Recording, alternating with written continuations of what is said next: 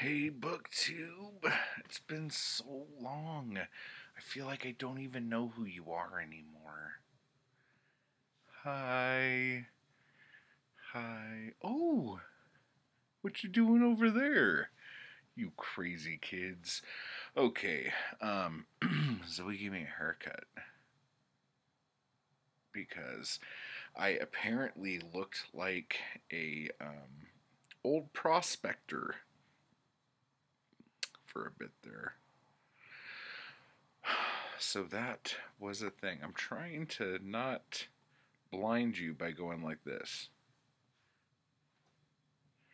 Okay, so I will keep my head perfectly still, or I will go like this. There. That is much better. Alright. I don't even know where to start. Okay, quick recap of everything that's gone down in the last week.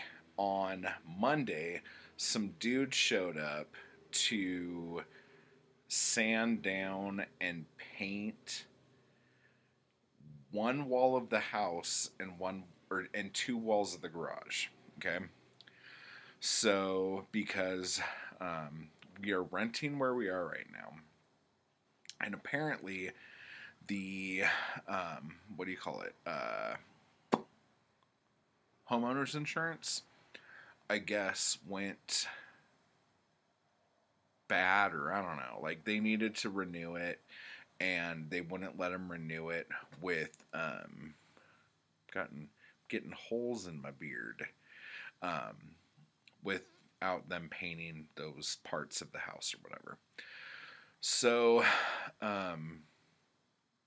it was crazy and it was loud, and they had to like take off like the shutters on the outside of the house and parts of the slats of wood, because the side of our house is like slatted wood, and it was just, it sounded like bombs were going off in here. I couldn't read, I couldn't write, I couldn't do videos. Obviously I did like one like Instagram little, hey, life sucks. But anyway, so all that happened. Okay, then when they were finally done, they finished on Friday, and I'm freaking out because there's still a bunch of their stuff here, and they didn't put anything back. Like, they put the shutters up, but like the light fixtures they didn't put back, and some other shit. And so tomorrow's Monday, so I don't know if they're gonna come back and fix that stuff. They broke my umbrella on the deck, so I'm pissed off about that.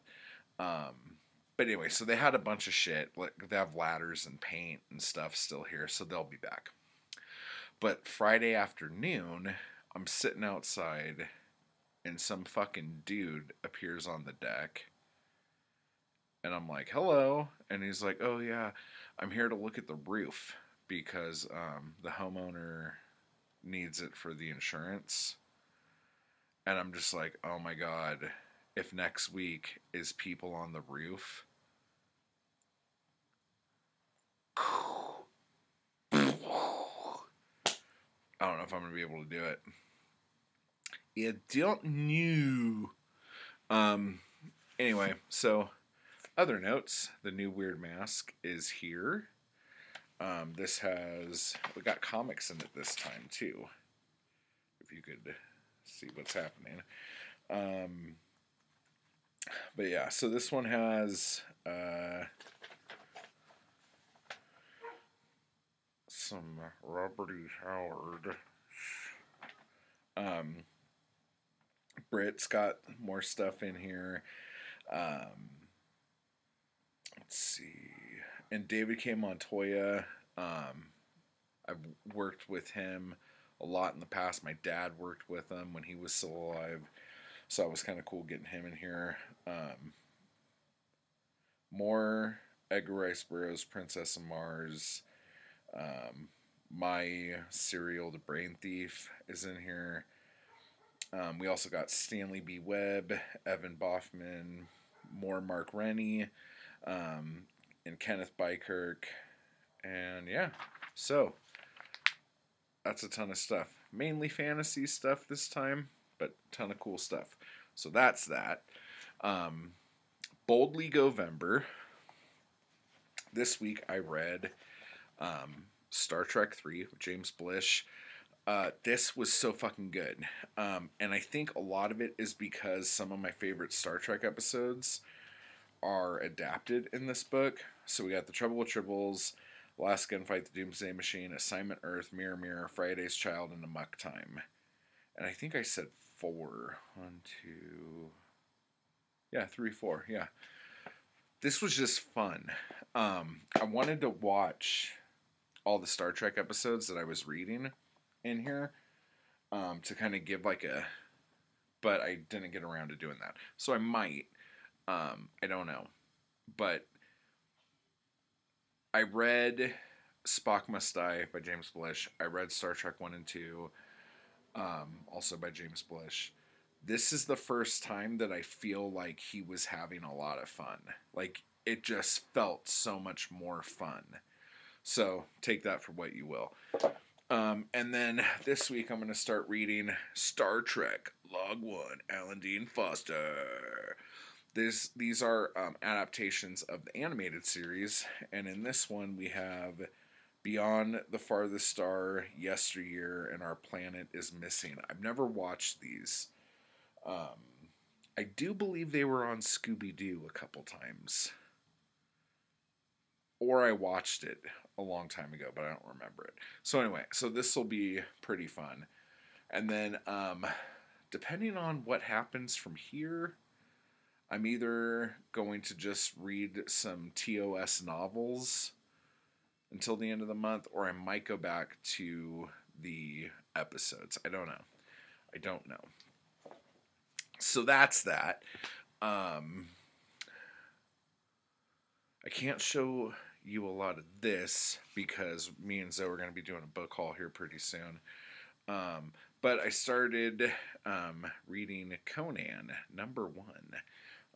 This is one of the Ace Lancer paperbacks. This is the first one where L. Sprague de Camp started editing these little paperbacks, and I'm not a huge fan of the covers like this. I should be, because it's more artwork, but I really prefer these covers for some fucking reason. I don't know why, but I was just stoked to finally get this.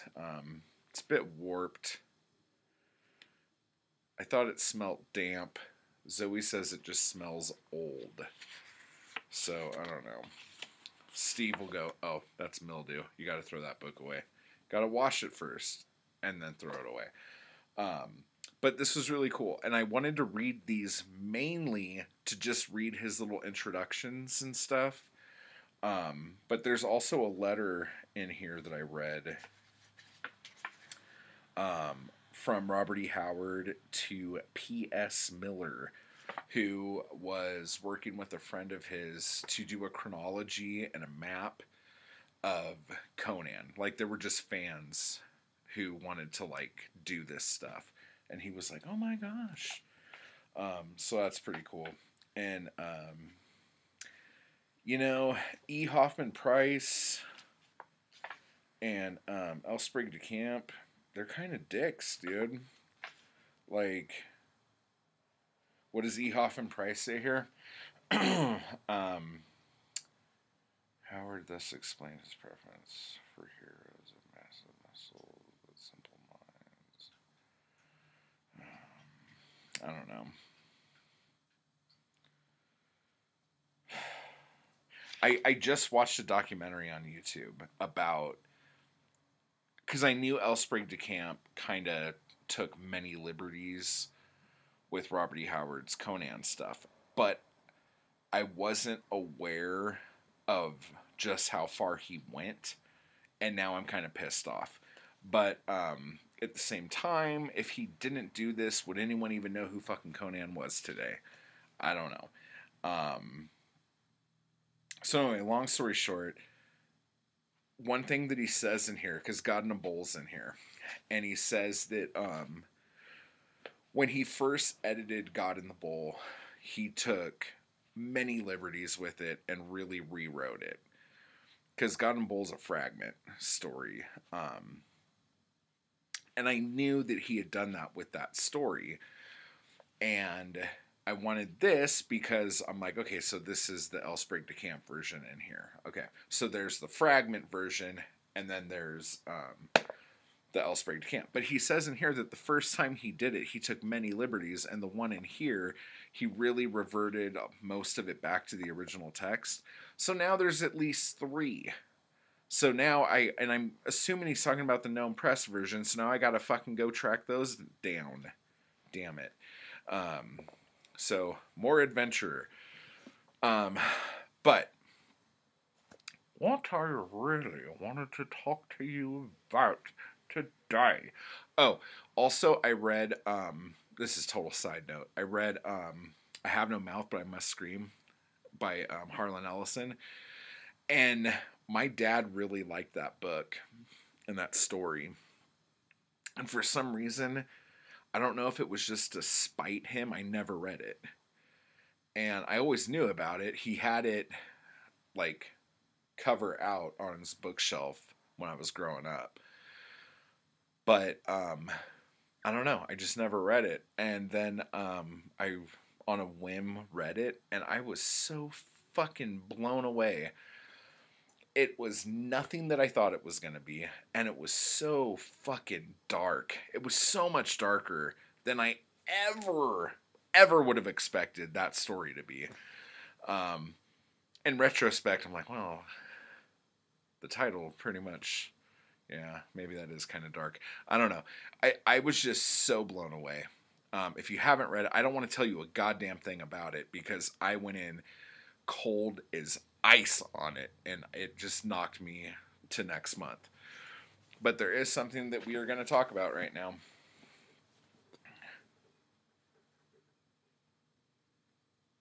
Yeah, that's called magic, bitches. So drink it up, okay? So, Astounding by this guy, Alec Navala Lee. Oh my gosh! Look! While I was sitting here, you can't see it, Navala Lee just liked my tweet. Holy crabopoly. That is what we call serendipitous shit, maybe. It is definitely not irony. Okay, this book. I just did a podcast about this and posted it, okay? Where I go into a lot of detail about this. Now, I've been making this joke, and Zoe's probably ready to fucking just break my neck on it. But I've been making this joke all week. Astounding is amazing. Which is naughty because that was their competitor. Seriously, this book, astounding. Like, I'm quoted in here if you want to see it. You ready? I got a full page quote. Boom. That's what I think of this book. Boom. I'm on a video right now! I know. What are you doing? I was just coming out. You were coming out to say boom? No, I was coming out to say hi and stuff, but you're Okay. recording. I'm recording! I'm just Gosh, gonna sit over this here. is so serious! I'm just gonna sit over here. Alright. She's sitting with all the wet dogs that she washed today. This book is so good. If you want to know about the history of pulp fiction, the history of the golden age of science fiction, American history about World War II, the beginning of fandom of any type, the birth of Scientology.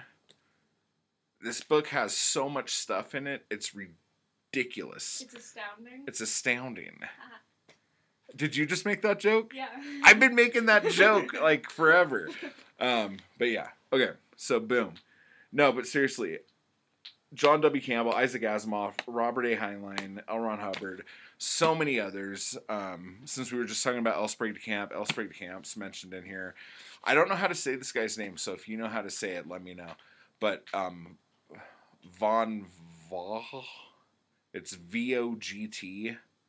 Don't know how to pronounce that. He's in here. Everybody's in here. Everybody who was anybody during this time is talked about in here. Now, the way this book... there's so much I want to say. Listen to the podcast. It's at weirdmass.com, or if you look up Pulp Fic Lit Pod, one word, or the Pulp Fiction Literary Podcast on iTunes or whatever, you'll find it there. But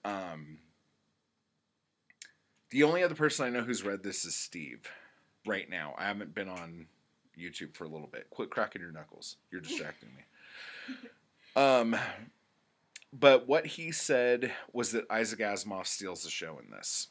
I understand what he said and why he said that, but I really feel like this is probably and I'm sure Steve feels the same way. I don't want to put words in his mouth, but like, there is so much about John Campbell in here, and there's so much that I didn't know about him. Like, I'm definitely going to be reading this again. I'm probably going to start next week. I have one other nonfiction book to read for Nonfiction November, then I'm going to jump back onto this. But the thing that I did, and I talked about this in the podcast too, that I didn't like is that the one thing I know about out of all these four guys is how batshit crazy L. Ron Hubbard is. And I feel like that was the only time in reading the book that I got bored. But I think I got bored because I already knew a lot of that. Everything else in here, like 70% of it was like brand new. And even if it was something that I had already known, like seconds into it, it would be like if someone was saying, hey, do you want this Hot Pocket? And you're like, ooh, a Hot Pocket. I know what a Hot Pocket is. And then you bite into it, but it's like some crazy flavor you've never had before or even heard of that tastes really good. That's what it was like. Okay, so definitely go check this out. It's super good. It's so good. It's what? It's astounding. It's astounding, guys.